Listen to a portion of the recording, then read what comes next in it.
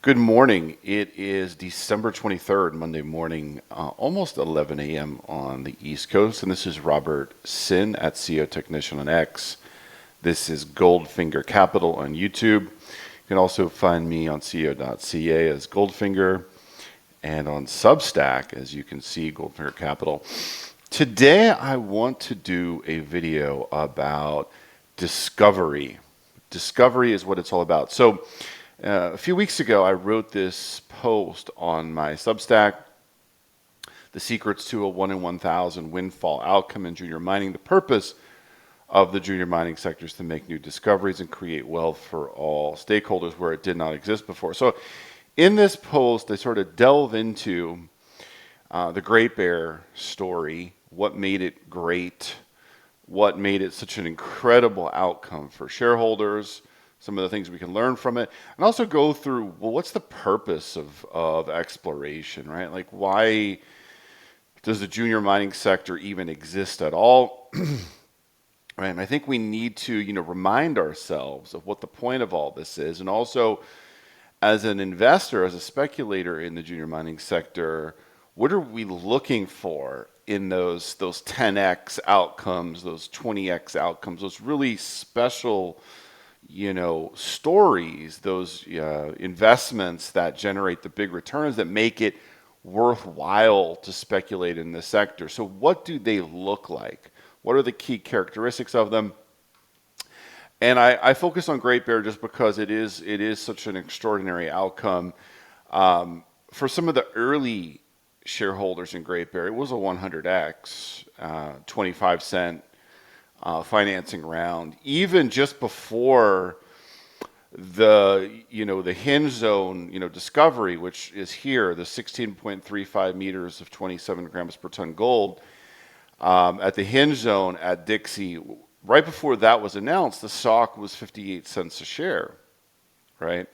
Well, it got bought by Kinross for $29 a share, so you can do the math on that. That's like a 50x.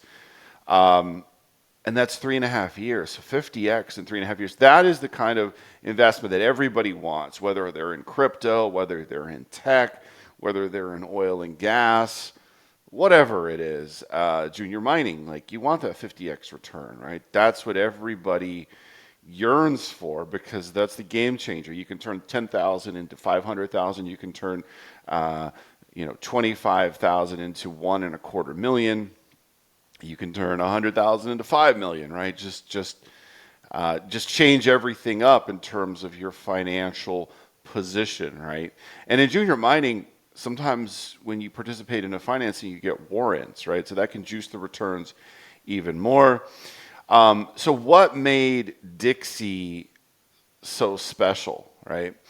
Well, they were able to understand the project and make a discovery that others had overlooked. So they came up with a new model for what was happening in the ground at Dixie, and they drilled it. They tested a theory, right? So like, there's that saying that is used often in junior mining, the size of the prize, the cost of the test, and the chances of a success, right? So they figured they had a big prize. This is Red Lake. If they make a new high-grade gold discovery in Red Lake, this could be worth a lot, right? They evaluated the cost of the test. They understood what they had to test, and they figured they had a pretty good chance of a success, and it turned out to be a success, right? Making a discovery relatively early at Dixie for Great Bear was really important. The share structure was still tight, right? That's what gave Great Bear so much torque as they drilled it out throughout 2019, 2020, and 2021, is that they didn't have over 100 million shares out. They had like 40 million and 45 million and 50 million. I think when it went out, it was something like 60 million shares, right? You almost never see that in junior mining. Companies routinely blow through the 60 million share mark. In fact, some companies even come to market with more than 60 million shares out, right? They either do the share rollback, name change, new property, vend in, blah, blah, blah. And they're already over 60 million shares, or just at the IPO, they're over 60 million shares, right? So Great Bear was an exceptionally tight share structure at the time of the discovery at Dixie. And that was everything, right? Like that was everything. And then they were just able to consistently show good results throughout that 3.5-year time frame. I mean, this is just a random piece of news I pulled from March 2021. So they're the LP fault, right? So that really proved extraordinary scale at Dixie. And there's 25 grams over 4.25 meters, right? That's a very good gold intercept, right? That's a Red Lake gold intercept. And you can look down, there's a bunch of good intercepts in this news. And there, so here was the hinge zone, right? So that was the start. But the LP fault zone was a total game changer in terms of the scale, right, of the project, right?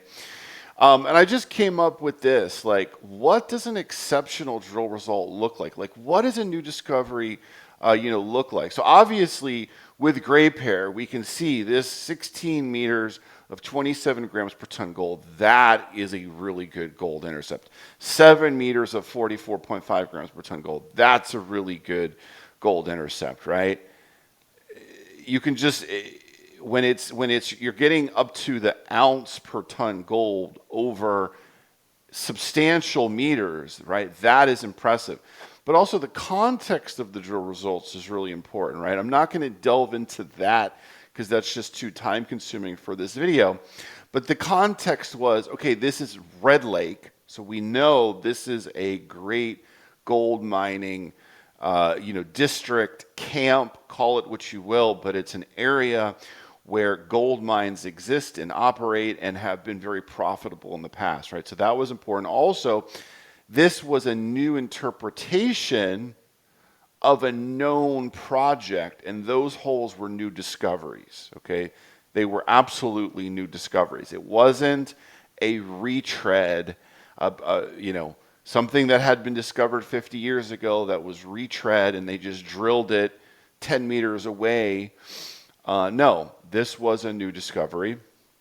And then obviously the LP fault zone. So that took Great Bear from whatever, the $4, $5 area to that $10, $15, $20 area, right? That was the real game changer. And I want to point out on the Great Bear chart. So here's the discovery at Hinge. So obviously there's a breakaway gap here. It goes from 50 cents to $2 in a very short period of time. Now, that can happen often in junior mining. When a company puts out a great hole or a great couple holes, you can get that sort of 4x, 5x lift. But does it hold it?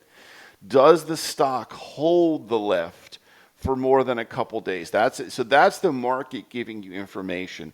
If it starts to wilt and just backfill the gap, then you know 90% of the time that something's wrong, that this isn't a great discovery. There's more to the story that you have to figure out, right? But the fact that it consolidated so well for over a month and then made another new high, that was a tell that this wasn't a one-off thing, right? This wasn't a flash in the pan. This was something substantial that could be built upon, right? That more shareholder value could be built upon. And you can see it never really dropped under $2. It had this little dip in early 2019. That was obviously in hindsight a great buying opportunity, but it never really dropped and lost that $2 level, right? So that was a new floor, right? This initial surge where it got to on that first couple days following the hinge zone discovery, that proved to be sort of a new floor and foundation of value for the company. And then it just built upon it. You can see 2019, it went on this tremendous uptrend, right? And that was where suddenly now they can raise money at $5, $10, $13, right? So, when you're raising money at $13 a share, you can issue 3 million shares to raise $40 million, right? That is an absolute game changer in terms of dilution for shareholders, right? Most junior mining companies are raising money at 13 cents, right? So being able to raise money at $13, That's how they were able to keep the share structure so tight. Strong management team, stewards of shareholder value. So there's a lot to unpack in that one, but just simply get to know the management team. All right, look at their track record. Why are they involved with the company? What's their share holdings in the company? What are their option packages look like? What's their focus, right? And the Great Bear team had tremendous focus, and they proved to be stewards of shareholder value. Yeah, like as I said, with the LP fault zone, they were able to just prove up, this new discovery over a big volume of drilling. It wasn't a one-off. It wasn't even close to a one-off. Well, it's now like Kinross is building it to 10 million ounces as we speak. And then, some luck timing the market cycle. Great Bear made the Dixie discovery in August 2018. That was a literal bottom for gold. That was a bottom for the junior mining sector. 2019 was actually a pretty damn good year for the junior mining sector and for gold, right? So they had some luck, not only with the drill bit, but with the market cycle, right? And to have that kind of an outcome, that sort of 50x, 100x outcome, you have to have luck on your side. Skill, for sure, skill and preparation. The luck only adds to the upside, right? But, if you make a discovery at a major top for the sector and the sector goes into a 3-year bear market, you're just not going to have as good of an outcome. And I don't care what anybody says, timing the macro market cycle is very difficult, and I'm not really sure anybody can do it with any high degree of accuracy, quite frankly, right? So that was Great Bear, right? And I made this table of discovery. Some of them proved to be takeout. Some of them are still on the market, still trading at big valuations, very real projects. And others have definitely given back. Stocks like Kodiak, obviously Patriot Battery Metals had a very rough last year or so. That's not to say it's not a world-class discovery. It's had some bumps in the road, right? And even big .v, right? So what made the Hercules discovery in October 2023 so fantastic, right? Well, it was one hole, but it was a new area of the U.S. that wasn't thought to be a great place for finding porphyry copper deposits. I think it had been forgotten about for many decades, right? And the fact that they were able to drill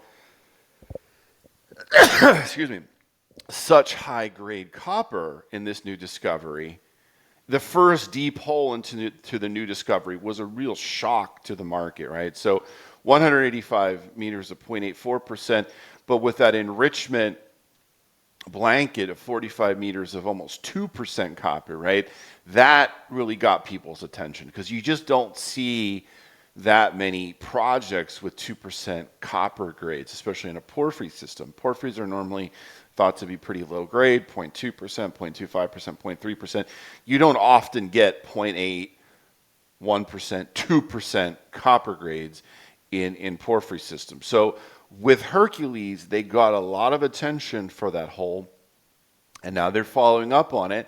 They've had some pretty good holes in 2024, but overall, the market is still in the question of what's the actual grade of the entire ore body and how big is it, right? And you just have to, it's going to require more drilling. So with Hercules, it's still very much in the question, right? A porphyry discovery that is not really in the question anymore, they just got bought out for a big ticket dollar amount, is Filo. So that's $4.5 billion takeout by BHP and Lundin Mining. And you can see this was the discovery, right? This April, May 2021. This is when Filo went from being a more average or maybe slightly above average junior to being world-class, top of the heap. Everybody wants to own Filo, and it got this massive multi-billion-dollar valuation. And this really was the whole. And you can just read that headline, right? So this is a porphyry system, 858 meters of 1.8% copper equivalent. So you look at that, and that is world class, right? You know it when you see it. It's like porn. You know it when you see it. That is incredibly big intercept, 858 meters. Wow. And then 1.8% copper equivalent. So you have the 800 plus meters. That's world class scale for sure. And then the 1.8% copper equivalent. Well, that's world class grade. So you've got it all in Argentina. So maybe the question early on here was the country, because Argentina has a checkered and volatile, history. But this just proved to be such an incredible ore body of such incredible scale, multiple metals, right? So we got copper, we've got gold, we've got silver, right? And probably even a few more metals, but the main economic metals are copper, gold, and silver. And it's that impressive, right? And so when you see an intercept like that, well, that is absolutely world class. There's no question about it. And then even like their sub holes, right? The ones that didn't make the headlines, 502 meters of 0.75% copper equivalent. Well, I can tell you, if Hercules drills a hole 502 meters of 0.75% copper equivalent, that's going to get some attention, right? That's going to help them to confirm that they've really got something special there in Idaho. For Filo, that hole didn't even make the headline, right? Because that's how good this thing was, right? Rupert. So 2020 was a special year. A couple of stories that stand out from 2020 that were 10Xs from low to high. Rupert and Vizsla. So that's another thing. Sometimes you get these very special years where the year starts off rough. The sector is struggling. Stocks are getting sold off. A bottom is made for whatever reason. We know what happened in 2020, but a major bottom was made in March. It was a washout low. So Rupert drops to like 50 cents a share there during the COVID crash. And then it makes a new discovery in Finland in May, and then keeps hitting throughout the rest of the year, and the stock goes to $6. So you get a more than a 10x outcome there in a very short period of time. We're talking like 6 months, right? Vizsla, very similar. You got this March washout. They made a new discovery over the summer, so that was even like 4 months. Another 10x, actually more than 10x outcome there. And so what was the discovery hole for Rupert? 137 meters of 1.8 grams per ton gold. So again, you're getting that 100 plus meter intercept and 1.8 grams per ton in an open pit near surface. It says from surface. Well, that's clearly economic in 2020 or 2024, right? And then just look at the follow-up holes, right? Just look at the follow-up holes, right? They just kept hitting, right? And so that's when you're able to put out news that regularly and just keep hitting, that's where you really capture the market's attention, right? You sort of take the question away from investors. Like any doubt or skepticism, just keep hitting them with world-class drill results, right? And look what Rupert did. I mean, to have a move like that from 50 cents to $6, that's kind of what you have to do. Vizsla, very similar. So what was the discovery? So 1,544 grams per ton silver equivalent over 8.2 meters in a new discovery. So it was a new zone. It was a new vein that they found in Mexico. And then, boom, 2 weeks later, follows it up with 2,889 grams per ton silver and 108 grams per ton gold over 3.7 meters at Panuco project in Mexico. And then boom, $25 million bought deal, right? Get the money in the bank. Remember, 2020 was a dicey year, right? It was a dicey year. And suddenly they're being thrown money at a share price that seemed unfathomable 2 months previously, right? So you always take the money. They took the money. The rest is history. Is history. Vizsla has been in a consolidation. It really hasn't made a new high from that summer 2020 new discovery high, but it's also managed to hold its value while continuing to advance the project and build it way bigger, right? Way bigger. So, that's been impressive. Not quite of the caliber of a Great Bear or a Filo, but still a very good outcome for shareholders in Vizsla. And the same in Rupert, right? They've also been in this consolidation period since that incredible, rocket ship move they had in 2020. At some point, some of these projects just cannot get that much bigger, right? You have 4 million ounces or 5 million ounces of gold or 300 million ounces of silver. That's big already, and that might be all the ore body has, right? And I think we're starting to see that with Snowline as well. Like, 7.5 million ounces. Could it be 8? Could it be 9? Yeah, maybe, but it's probably not more than that. There's just only so much room for the deposit to grow. And that's sort of where the company can enter that orphan feasibility and permitting stage of the, Lassonde curve that nobody really likes. And that was the final piece of the Great Bear story, is that they were able to transact on the asset. They were able to get the acquisition done before, they were going to have to do a resource or a PEA, sort of the less exciting things. We don't know what would have happened if they had stayed, an independent company on the TSX, but most likely, especially with what happened in 2022 with the sector, I don't think the outcome would have been as good for shareholders. That's just my speculation. I think putting it in the hands of a major is usually, the smart move. And Kinross did not pay a small premium. Like, you have to think back to that time.